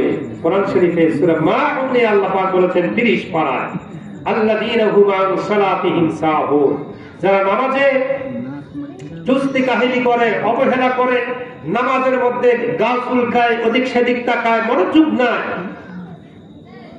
তাদেরকে বলা হয় সাহুন। আরেকটা আল্লাযীনা হুম ইউরাউন। 2 নম্বর যারা নামাজের মধ্যে মানুষ দেখানো নামাজ আদায় করে। জামাতে নামাজ আদায় করলে আমি তো অনেক ধনী মানুষ, আমি যদি ঠিকঠাক মতো ওখানে নামাজ পড়ি তাহলে আমাকে সভাপতি বানায় দিবে, আমাকে সেক্রেটারি বানাই দিবে, আমাকে ক্যাশিয়ার বানাই দিবে। আমার একটা সমাজের মধ্যে অনেক নাম দাম হবে যে উনি নামাজ সুন্দর করে, টাকা পয়সা ওয়ালা লোক, এবং মসজিদের জামি মসজিদের উনি সভাপতি, সেক্রেটারিয়া, ক্যাশিয়ার। হ্যাঁ, এই নিয়ে যদি কারো না থাকে তাহলে বেশি গেল। কারণ আল্লাহ পাক কোরআন শরীফে বলেছেন কিছু কিছু লোককে আমি তৈরি করেছি যারা আমার ঘরের দায়িত্ব নিবে। আমার ঘরের দায়িত্ব যারা নিবে, ওরা কাবা শরীফের অধ্যায়ের মধ্যে এসেছে। কোরআন শরীফের সূরা বাকারার অনেক জায়গায় আল্লাহ পাক বলেছেন কাবা শরীফের দায়িত্ব, মসজিদের দায়িত্ব হচ্ছে কারা পাবে? যারা ঈমানের সাথে পরহেজগার মুত্তাকি হয়েছে। আজকে কি পরহেজগার মুত্তাকি দায়িত্বশীল হয়? তাই না? তাই আসি আমরা আর একটা হাদিস শরীফ পড়তে চাই। আপনাদের সন্তান সন্ততিকে আপনারা সেই বিষয়টি একটু মনে করিয়ে দিবেন। আজকে দুনিয়ার মধ্যে আমাদের সন্তান সন্ততিদেরকে আমরা সামাল দেই না। সন্তান সন্ততি আর একজনের গাছ থেকে অমুকটা পেরে খাচ্ছে, সুপারি পেরে খাচ্ছে, আম ঝেল দিয়ে খাচ্ছে, এবং যার যেখানে পায় রাস্তায় পুরানো মাল নিয়ে খাওয়া খাওয়ি করছে, কিন্তু কেউ অভিভাবক কেউ এটার কোনো ঠেকায় না, তাদেরকে উপদেশ দেয় না যে বাবা এটা করা যাবে না। এখন তাই না, যারা সত্যিকারের কিছু ভালো মানুষ আছে তারা কিন্তু এটা করে। আসলে সে ব্যাপারে একটা হাদিস শরীফ বলি। আল্লাহ পাকের হাদিস সাল্লাল্লাহু আলাইহি ওয়াসাল্লামের সময় একজন সাহাবী আসলেন, এসে বললেন, ইয়া রাসূলুল্লাহ সাল্লাল্লাহু আলাইহি ওয়াসাল্লাম, আমি সাহাবী, আপনার কদম পাকে আমি আমার জীবনকে বিসর্জন দিয়েছি। প্রতিদিন আমি নামাজ পড়তে আসি। এখন আমার বাড়ির একজন, বাড়ির পাশে আমার প্রতিবেশী, ও আমাকে খুব ডিস্টার্ব দেয়। প্রতিবেশী কিছু আছে না ডিস্টার্ব দেয়, আইন ঠেলে নেয়, তারপরে ময়লা টয়লা আপনার দিকেই দিয়ে দিবে, অথবা সবসময় এমনি এমনি উনি ঝগড়া ফাসাদ করবে, বিভিন্ন কটু কথা বলবে। এরকম আছে, এখানে হয়তো নাই, অনেক জায়গায় আছে, আমাদের ওদিকেও আছে। এখন সাহাবী আসলেন, আল্লাহ পাকের হাবিব সাল্লাল্লাহু আলাইহি ওয়াসাল্লাম, তিনি বললেন, ইয়া রাসূলুল্লাহ সাল্লাল্লাহু আলাইহি ওয়াসাল্লাম, আমার প্রতিবেশীর মধ্যে একজন লোক আছে, ওই লোকটার একটা খেজুর গাছ আছে, ওই খেজুর গাছে খেজুর খুব ধরে, ওই খেজুরটা গাছটা একটু বাঁকা হয়ে আমার এরিয়ার মধ্যে পড়েছে।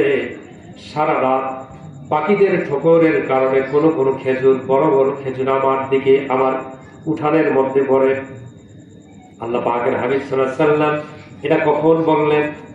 ওই সাহাবীকে একদিন আল্লাহ পাকের হাবিব সাল্লাল্লাহু আলাইহি ওয়াসাল্লাম দেখে বললেন, ও সাহাবী, ফজরের নামাজে তোমাকে নামাজ পড়ার সময় দেখি, কিন্তু আমি মুখ ফিরাই যখন, হাত তুলে যখন মোনাজাত করি, তখন আর তোমাকে দেখতে পাই না, তুমি কোথায় যাও? সাহাবী বলছেন, ইয়া রাসূলুল্লাহ, ইয়া হাবিবাল্লাহ সাল্লাল্লাহু আলাইহি ওয়াসাল্লাম, আমার বাড়ির পাশে একজন প্রতিবেশী, ওই লোকটা খুব আমার সাথে কষ্ট দেয়। আমি চাই না যে সে আমাকে কষ্ট দেয়, আমাকে গালিগালাজ করুক। আমি প্রতিদিন সকালে এই জন্য যাই যে ফজর নামাজ সালাম ফিরাই আমি দৌড় দেই বাড়ির দিকে। বাড়িতে ঢুকেই আমার বাড়ির দিকে ওই বাঁকা খেজুর গাছের যে খেজুরগুলো আমার দিকে পড়ে যায়, আমি সব কুড়ায় কুড়ায় নিয়ে তার ওই দিকে তার খেজুর গাছের গোড়ায় দিয়ে আসি। ধরে বলি সুবহানাল্লাহ। আল্লাহ পাকের হাবিব সাল্লাল্লাহু আলাইহি ওয়াসাল্লাম বললেন, ও আমার সাহাবী, এটা কেন করেন আপনি? বলে বলেন, ইয়া রাসূলুল্লাহ, আমার তো ছোট্ট ছোট্ট কিছু ছেলে মেয়ে আছে, তারা যদি সকাল বেলায় উঠে যায়, একটু পরেই তো উঠবে, তারা উঠেই যদি দু একটা খেজুর খেয়ে ফেলে, তাহলে বান্দার হক নষ্ট হয়ে যাবে, আর আমার সন্তান সন্ততি আর একজনের সম্পদ খাওয়ার কারণে তারাও দোষগ্রস্ত হবে, আমি আল্লাহর কাছে দায়ী হয়ে যাব। এটা যেন না হয়, সালাত ফেরানোর সাথে আমি দৌড় দিই বাড়ির দিকে। প্রতিদিন এইভাবে খেজুরগুলো আমি ওই দিকে দিয়ে দেই। সুবহানাল্লাহ। সাহাবায়ে কেরামের আদর্শ কি? কিন্তু আজকে আইন ঠেলাঠেলি, একজনের গাছ একটু তেনাকে করে সে যদি দখল করে নিতে পারে, মহা খুশি। আমিনকে 2000 টাকা জায়গায় 4000 টাকা দেয়, আমিন সাহেব আপনাকে ধন্যবাদ, আপনি আমার দিকে গাছটা দিয়ে দিয়েছেন। বলে নাউযুবিল্লাহ। এরকম সমাজে হয় না?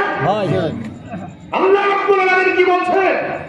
পরম মুমিন মুসলমান কোনোভাবে একজনের কাছে আরেকজন তারা কষ্ট পাবে না। আশিক রাসূল ছিলেন সত্যিকারের সাহাবায়ে কেরাম। আল্লাহ পাকের হাবিব সাল্লাল্লাহু আলাইহি ওয়াসাল্লাম ওই দিন ফজরের নামাজের পরে দোয়া মুনাজাত করে বললেন, চলো তোমার বাড়ি যাব। আসলেন বাড়িতে, বাড়িতে এসে বললেন, এই সেই গাছ। আল্লাহ পাকের হাবিব সাল্লাল্লাহু আলাইহি ওয়াসাল্লাম বললেন, তোমার প্রতিবেশীকে ডাকো। প্রতিবেশী আসলো, বসতে দিলেন।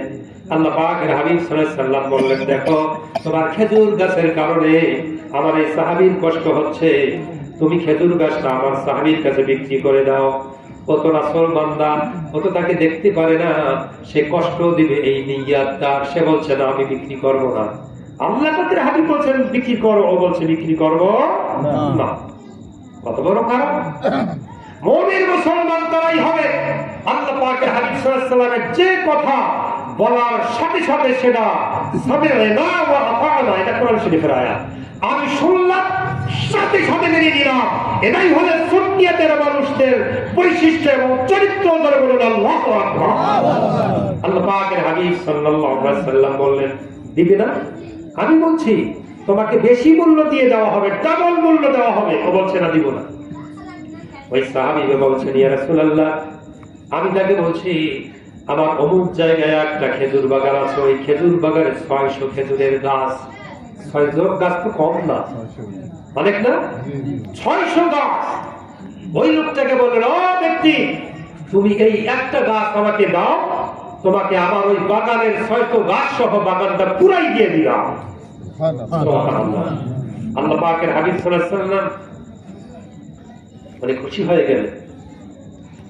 যার গাছ এবং গাছের প্রতিবেশী সাহাবী, ওনারা দুইজন বসে আছে। অপর একজন সাহাবী উনি এটা বললেন, ওই সাহাবী বললেন আমার 600 গাছ বিশিষ্ট বাগান আমি তোমাকে দিয়ে দেব, তুমি একটা গাছ এটা দিয়ে দাও। ও দিয়ে দিল। ওই সাহাবী বললেন ইয়া রাসূলুল্লাহ সাল্লাল্লাহু আলাইহি ওয়াসাল্লাম, আমার ফজিলত কি? এই ফজিলতটা হুজুর পাক সাল্লাল্লাহু আলাইহি ওয়াসাল্লাম যখন এই গাছটা কেনার জন্য, ক্রয় করার জন্য বলছিলেন, তখন বলছিলেন ও লোক একটা গাছ দাও, এর বিনিময়ে আমি তোমাকে জান্নাতে একটা গাছ দিয়ে দিব। সুবহানাল্লাহ। তার মানে ওই লোকটা জালিম হলেও বলছিল ঈমান আনবে, যদি গাছটা বিক্রি করে তোমাকে আমি জান্নাতে গাছ দিব। তার মানে জান্নাতে গাছ দেওয়ার অর্থ হলো গাছের মালিকও জান্নাতে যাবে। ধরে বলি সুবহানাল্লাহ। কিন্তু ওই জালিম ব্যক্তি মানে নাই। তখন আল্লাহ পাকের হাবিবের এক সাহাবী উনি 600 গাছের বিনিময়ে ওই গাছটা কিনে নিলেন। ও দেখলো যে একটা গাছের বিনিময়ে 6টা গাছ পুরো বাগান, ঠিক আছে দিয়ে দিলাম, দিয়ে দেওয়া হলো। ওই সাহাবী বলছেন ইয়া রাসূলুল্লাহ, এখন জান্নাতের গাছটা কি আমি পাবো না? আমি তো ওটা কিনে নিয়েছি। আল্লাহ পাকের হাবিব সাল্লাল্লাহু আলাইহি ওয়াসাল্লাম বললেন হ্যাঁ তুমি পাবে। তুমি যদি ওই গাছটা তুমি তো কিনে নিয়েছো, তোমার কাছে তুমি রাখবে না। তোমার সাহাবী, আমার সাহাবী, তোমার ভাই হযরত আল্লাহ পাকের হাবিবের সাহাবী, তাকে তুমি যদি দিয়ে দাও, হাদিয়া করে দাও, তার বাড়ির সঙ্গে সেটা লাগা, তুমি সেটা নিতে পারো না। ওই তৃতীয় সাহাবী বললেন ইয়া রাসূলুল্লাহ, আমি আমার এই গাছটাকে আমার এই মুমিন মুসলমান সাহাবী ভাইকে আমি উৎসর্গ করে দিলাম। আল্লাহ পাকের হাবিব সাল্লাল্লাহু আলাইহি ওয়াসাল্লাম তাকে বললেন ও সাহাবী, আমি তোমাকে জান্নাতে গাছ দিব, তার মানে পুরা একটা বাগান দেব খেজুরের, তুমি অনেক বড় জান্নাতের অধিকারী হবে। জোরে বলি সুবহানাল্লাহ। এটাকেই বলে সাহাবী অনুসরণ করতে হবে ওনাদেরকে। ইসলাম সে তো পরশ মানিক, তারে কি বা পেয়েছে খুঁজি,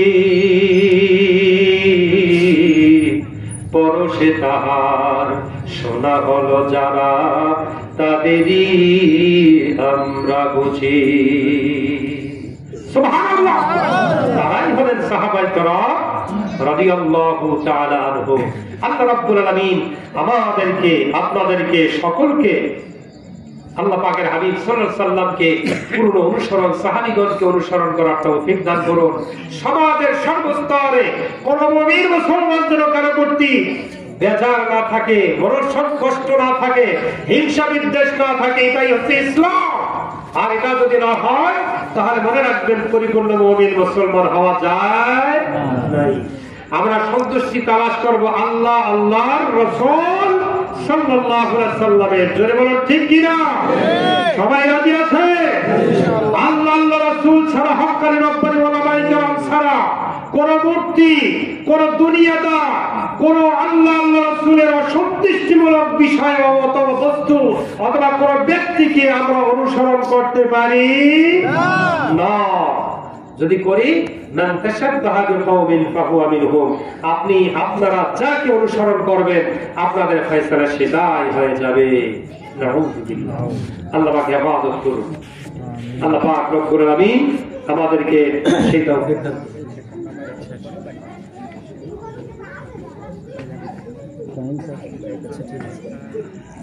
আমরা আশিকে রাসূল তো নাকি? যদি কেউ না বলে তাহলে প্রশ্ন থেকে যায় আপনি আল্লাহ পাকের হাবিবকে ভালোবাসেন না। দেখো কিছু কিছু প্রশ্ন আছে বক্তাগণ অথবা আলেম ওলামা যদি আপনাকে পড়ে, আপনি মাহফিলে বসে আছেন, যদি জবাব না দেন তাহলে আল্লাহ রাসূলের কাছে আপনি প্রশ্নবিদ্ধ হলেন যে আপনি আল্লাহ পাকের হাবিবকে ভালোবাসেন। যেমন ইমাম মাসুম আবু হানিফা রাহমাতুল্লাহ আলাইহি সহ আমাদের মাযহাব এবং আকাইদে মাতুরিদি, আকাইদা আশআরি, আকীদার সব শাখায় এই মাসালা হলো যে কেউ যদি বলে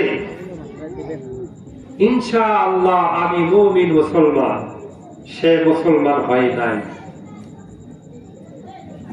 বুঝতে পারছেন? এটা মুক্ত করে নেবেন। যদি কেউ বলে ইনশাআল্লাহ আমি মুসলমান, আল্লাহ যদি চান আমি মুসলমান, তাহলে সে মুসলমান হয় না। বলতে হবে আনা মুমিনুন হাক্কান, এটা আকাইদের মাসালা। আমি সত্যিকারের মুসলমান, নিজের সাক্ষ্যকে একেবারে কংক্রিটের মতো বলতে হবে সত্যিকারের মুসলমান, আল্লাহ রাসূল পরকাল সব বিষয়ে আমি ঈমান এনেছি। আনা মুমিনুন হাক্কান। আমার সাথে মুখস্থ করুন, বলুন আনা মুমিনুন হাক্কান। আনা মুমিনুন হাক্কান। আনা মুমিনুন হাক্কান। বলেন তো সবাই বলুন আনা মুমিনুন হাক্কান। ইনশাআল্লাহ যদি বলা হয় তাহলে সন্দেহ থেকে যায় আপনি মুমিন কিনা। আল্লাহ যদি চান আপনি মুমিন, আপনি চান না কি? আনা মুমিনুন হাক্কান। সবাই মুখস্থ করুন আনা মুমিনুন হাক্কান। দিনাজপুর দরবার শরীফ থেকে আর-রুকনু শাদীদের পঞ্চম খণ্ড থেকে ডাক্কা, ওই কিতাবটা হচ্ছে ঈমান আহলে সুন্নাহ ওয়াল জামাআহ আলা আকাইদা হাক্কা। আকাইদা হাক্কা হযরত জনপুরি রাহমাতুল্লাহ আলাইহি, কারামাতুল জনপুরি রাহমাতুল্লাহ আলাইহি উর্দু ভাষায় লেখা। এটার অনুবাদ এবং বিস্তারিত ব্যাখ্যা আমি লিখেছিলাম। ওইটাকে ঈমান আহলে সুন্নাহ ওয়াল জামাআহ বা আকাইদা হাক্কা নাম দিয়ে আমি দিনাজপুর দরবার শরীফের মহান ওলি যিনি বর্তমানে আছেন ওনাকে ওই কিতাবটা দিয়েছিলাম, উনি ওনাকে ছাপানোর জন্য। ওই কিতাবটা উনি ছাপিয়েছেন, ওটা আমার লেখা। আল্লাহ পাক রব্বুল আলামিনের তৌফিকে ওই কিতাবের মধ্যেও আছে। আপনারা ওই কিতাবটা দিবেন? এখানে মনে হয় নাই।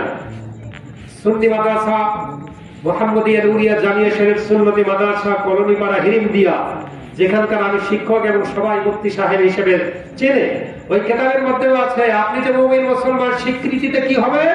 আনা মুমিনুন হাক্কান। সবাই বলো আনা মুমিনুন হাক্কান। আবার বলো আনা মুমিনুন হাক্কান। জোরে বলো আনা মুমিনুন হাক্কান। আরো জোরে বলো আনা মুমিনুন হাক্কান। অর্থ কি? আমি মুসলমান, আমি প্রকৃত মুসলমান। সন্দেহ করা যাবে না। ইনশাআল্লাহ আমি মুসলমান, আল্লাহ যদি চান তাহলে আমি মুসলমান। আল্লাহর উপর ছেড়ে দিলে চলবে না। এটা বলতে হবে আনা মুমিনুন হাক্কান। আলহামদুলিল্লাহ, আল্লাহর প্রশংসা যে আমি সত্যিকারের মুসলমান। তবে ঈমান আনার পরে তার আমলের মধ্যে ত্রুটি থাকতে পারে। আমলের ত্রুটি থাকলে ঈমান নষ্ট হয় না, ঈমান নষ্ট হয় না। কিন্তু আকীদা যদি নষ্ট নিজের থেকেই করে তাহলে তার ঈমান নষ্ট হয়ে যায়। মুমিন মুসলমান, দুর্গা পূজা হচ্ছে, মুমিন মুসলমান যদি যে ওখানে এরকম করে দুর্গাকে যদি সম্মান জানায়, ও আর মুসলমান থেকে না, মুরতাদ হয়ে সাথে সাথে ওটা মুশরিক হয়ে যায়। জোরে বলুন নাউযুবিল্লাহ। আনা মুমিনুন হাক্কান, আমি প্রকৃত মুসলমান, আমি মুমিন, প্রকৃত মুমিন। এরা সাক্ষ্য দেওয়ার পরে ঈমানের যে বিষয়গুলো আছে শাখা প্রশাখা কোরআন সুন্নাহ ইজমা কিয়াস মোতাবেকই চলতে হবে, এর বাইরে যাওয়া যাবে না। ভুল যদি হয় তাহলে শুধরাই নিয়ে আবার ফিরে আসতে হবে আল্লাহ আল্লাহ রাসূলের দিকে। এটাই হচ্ছে প্রকৃত মুমিন মুসলমানদের দায়িত্ব, কর্তব্য। আর হক্কানি রব্বানি আলেম ওলামা মুফতি কারি এবং সুফি, তাদের দায়িত্ব হচ্ছে এই বয়ানগুলোই করা যাতে আপনার ঈমানটা ঠিকঠাক মতো থাকে। আল্লাহ পাক তৌফিক দান করুন, বলেন আমিন। আমরা আসি আল্লাহ পাক রব্বুল আলামিন কোরআন শরীফে অপর এক জায়গায় বলেছেন দুনিয়ার মানুষেরা তো একজন আরেকজনের সাথে ফিতনা ফাসাদ করে করতেই পারে, জমি নিয়ে, মান সম্মান নিয়ে, টাকা পয়সা নিয়ে, বাড়ি গাড়ি নিয়ে, আইন ঠেলাঠালি নিয়ে মানুষের মধ্যে অনেক প্রকার কোন্দল হতে পারে কিনা? সবাই বলুন পারে কিনা? এর কি করতে হবে? তখন আল্লাহ কোথায় বলেছেন কোরআন শরীফে? এটা সম্ভবত সূরা আলে ইমরানের মধ্যে, এখানে 10 নম্বর আয়াত।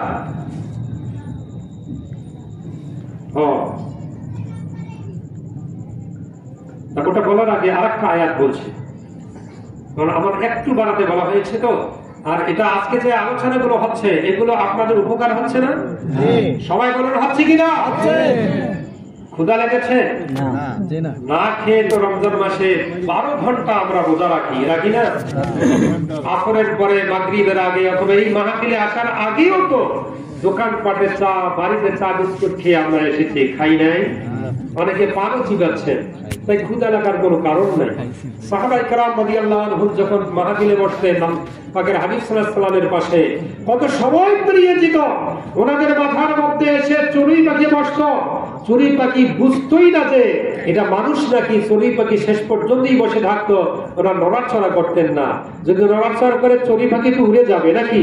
তাহলে এমন সুন্দর করে বসে থাকতেন মনোযোগের সাথে আল্লাহ পাকের হাবিব সাল্লাল্লাহু আলাইহি ওয়াসাল্লামের কথা, মাসালা, আয়াত শরীফ, হাদিস শরীফ এগুলো শোনার জন্য। আমরা তো সুন্নি, ওনাকেই তো অনুসরণ করব। তাই মাহফিলে আমরা একটু ধৈর্য ধারণ করি। কত রাত 12টা 1টা সারা রাত মোবাইল টিপতে সময় নষ্ট করি। আজকে একটি ইলম কালাম শিক্ষা করি। আল্লাহ রাব্বুল আলামিন বলেন, দুনিয়ার মানুষ সব ওয়াতাসিমু বিহাবলিল্লাহি জামিআন ওয়ালা তাফাররাকু ওয়াযকুরু নি'মাতাল্লাহি আলাইকুম إذ كنتم أعداء। পরের আয়াতটা একটু বলছি পরে। রব্বুল আলামিন বলেছেন, মুমিন মুসলমান, তোমরা কারোর সাথে হিংসা বিদ্বেষ করবে না। এখন কাজটা হচ্ছে তোমাদের কি? আল্লাহর ছেড়ে দেওয়া রশি, হাবলুন মানে রশি, রজ্জু, দড়ি, এগুলো বলে না? আল্লাহ পাক বলছেন, আমার ছেড়ে দেওয়া রশি। আল্লাহ থেকে আকাশ থেকে পাঠে অথবা লাইনের রশি ছেড়ে দিয়েছেন দুনিয়াতে? না। এই রশি দ্বারা কি উদ্দেশ্য? মুফাসসিরিন কেরাম বলেছেন, রশি দ্বারা 1 নম্বর উদ্দেশ্য হলো আমাদের নবীজি হুজুর পাক সাল্লাল্লাহু আলাইহি ওয়াসাল্লাম, উনি হচ্ছেন নূরের রশি। সুবহানাল্লাহ। ওনার কাছে যাবে, ওনার উপরে ঈমান আনবে, উনি যা বলছেন সেটা শুনবে। তাহলে উনি আল্লাহকে বলবেন, আল্লাহ আপনি আমাকে ছেড়ে দিয়েছেন, আমাকে ওরা ধরেছে, তাই আমাকে এখন টান দেন। আল্লাহ পাক টান দিবেন। তার মানে আল্লাহ পাক কিয়ামতের ময়দানে নবীজি ওই নূরের রশিকে বলবেন, আপনাকে যারা ধরেছে, আপনাকে তো আমি ভালোবাসি, আপনি এখন যাকে যাকে ভালোবাসেন তাদেরকে সুপারিশ করে জান্নাতে নিয়ে যান। জোরে বলে সুবহানাল্লাহ। শ্রেষ্ঠ রশি হচ্ছেন আমাদের নবীজি হুজুর পাক। এখানে রশি দ্বারা ওয়াসিলা, হাবলুন মানে ওয়াসিলা। আজকে ওয়াসিলাকে মানে কেউ অস্বীকার করে, আছে না? বলে যে আল্লাহ আল্লাহ আল্লাহ, কিন্তু ভোট চাওয়ার জন্য মূর্তি পূজাও পর্যন্ত করতে যায়, ওটা ওয়াসিলা বলে। কত নিচে নেমে যায়। আমি কোরআন সুন্নাহ এবং সঠিক তাফসীর এবং বাস্তব কথা ছাড়া তো কিছু বলছি না, নাকি বলেন? সবগুলোর দলিল কোরআন শরীফ থেকে আসতেছে। তোমরা সকলেই আল্লাহ পাকের হাবিব সাল্লাল্লাহু আলাইহি ওয়াসাল্লামকে অনুসরণ করো। ওয়ালা তামুতুন্না, আল্লাহ রাব্বুল আলামিন বলে, ওয়ালা তাফাররাকু, কখনো এই রশি থেকে তোমরা রশিটা ছেড়ে দিবে না, তোমরা বিচ্ছিন্ন হবে না। আল্লাহ পাকের হাবিব সাল্লাল্লাহু আলাইহি ওয়াসাল্লামের অনুসরণ থেকে কখনো তোমরা দূরে সরে যাবে না। কে বলেছেন? আল্লাহ রাব্বুল আলামিন নিজেই বলতেছেন। তোমাদের নবী উনি হচ্ছেন নূরের। উনি কিসের? নূরের। যারা মাটিতে বলে সেটা ভুল না শুদ্ধ? ভুল। যারা বলেন কি? ভুল। ওটা জায়েজ নাই বলা, বলতে হবে নবীজি নূরের তৈরি। যারা বলেন কিসের তৈরি? নূরের তৈরি। নবীজি সাল্লাল্লাহু আলাইহি ওয়াসাল্লাম নিজেই বলেছেন, আমি আল্লাহ রাব্বুল আলামিনকে, আল্লাহ পাক রব্বুল আলামিন আমাকে নূর দিয়ে তৈরি করেছেন, আর আমার নূর থেকে সব কিছু আল্লাহ পাক বানিয়েছেন। আল্লাহ পাক নিজেই বলেছেন, হাদিসে কুদসির মধ্যে সেটা এসেছে। আল্লাহ পাক রব্বুল আলামিন এখানে বলতেছেন, ও দুনিয়ার মানুষ, এই নূরের নবীকে তোমরা ছাড়বে না, ওনাকে ধরবে, অনুসরণ করবে, ঈমান আনবে, ভালোবাসবে, মুহাব্বত করবে, তাহলেই তোমরা নাজাত পাবে। ওই রশি আল্লাহ পাক টান দিবেন, আল্লাহ পাক বলবেন, এই রশির সাথে যারা জালে গেছিল তারাই শুধু জান্নাতে যাও।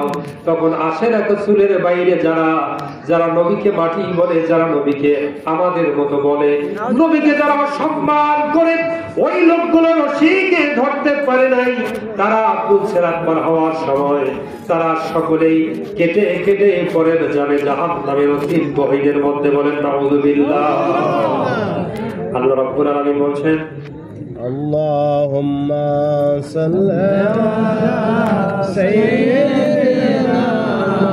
আল্লাহ পাক রব্বুল আলামিন কোরআন শরীফে এখানে বলতেছে, তোমরা মুমিন মুসলমান কেমন হবে শোনো, তোমরা মুসলমান এমন হবে যে ইন কুনতুম আ'দাআন ফাআল্লাফা বাইনা কুলুবিকুম ফাআসবাহতুম বিনি'মাতিহি ইখওয়ানা। তোমরা মুমিন মুসলমান, তোমরা সাহাবায়ে কিরামগণকে বলতেছেন, তোমরা ঈমান আনার আগে একজন আরেকজনের শত্রুতা করেছো। আউস খাজরাজ দুই গোত্র মদিনা শরীফে 40-80 বছর পর্যন্ত যুদ্ধ রক্তক্ষয়ী যুদ্ধ করেছে। ওনারা যখন আল্লাহ পাকের হাবিবের হিজরত করে ঈমান আনলেন, আল্লাহ পাক সেটাই বলেছেন, আল্লাহ পাকের হাবিব বুঝাচ্ছেন যে তোমাদের এই শত্রুতা সব হাওয়া হয়ে গেল, তোমরা পাড়া প্রতিবেশী, আপনজন, নিজের এলাকার লোকরা, আর তোমরা এখন শত্রুতা করছো না, তোমরা এখন জান্নাতি হয়ে গেলে, তোমরা এখন নিয়ামতের মধ্যে এসে গেলে। জোরে বলি সুবহানাল্লাহ। এই আয়াত শরীফের মধ্যে আল্লাহ বলেন, একজন মুমিন মুসলমান আর একজন মুমিন মুসলমান সত্যিকারের মুমিন মুসলমান হবে, তখন তারা কখনোই আর বিদ্বেষের দিকে যাবে না। আল্লাহ পাক নিজেই বলেছেন। আমরা আমাদের আলোচনা শেষের দিকে এসেছি, এখন মিলাদ শরীফ হবে। মিলাদ শরীফ হওয়ার পরে আমরা মুনাজাত করে দিয়ে তাবারুক তো আছে না, তাবারুক নিয়ে ইনশাআল্লাহ যার যার বাড়ি চলে যাব। ওয়া আখিরু দাওয়ানা